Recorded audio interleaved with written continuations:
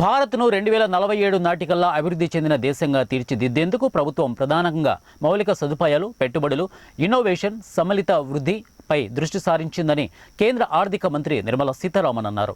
భారత పరిశ్రమల సమైక్య నిర్వహించిన సమావేశంలో మంత్రి మాట్లాడుతూ ఇందుకు అనుగుణంగానే అవసరమైన లక్ష్యాలను నిర్దేశించుకొని ముందుకు సాగుతున్నట్లు తెలిపారు. అంతేకాకుండా ఇప్పటికే ప్రభుత్వం పెట్టుబడులకు సంబంధించి పలు కీలక సంస్కరణలను తీసుకువచ్చిందని మంత్రి పేర్కొన్నారు.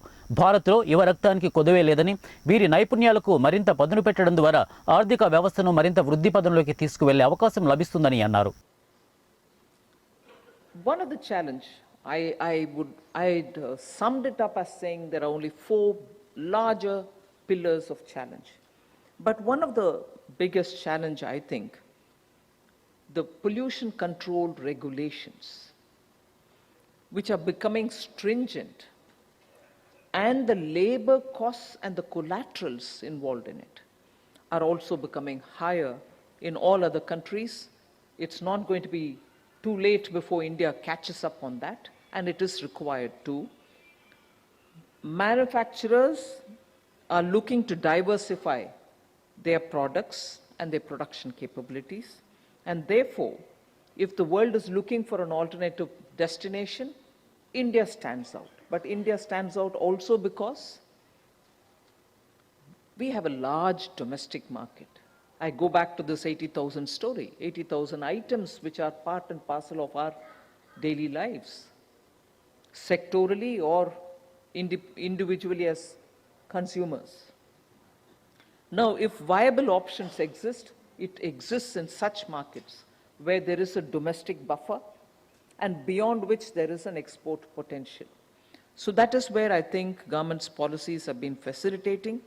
I'm not getting into details of what policies that exist, but I want to remind, particularly because chemical and petrochemicals immediately raise the red flag on sustainability, carbon emission, general pollution of groundwater, and therefore I think we should remember that India has set its sight on becoming energy independent by 2047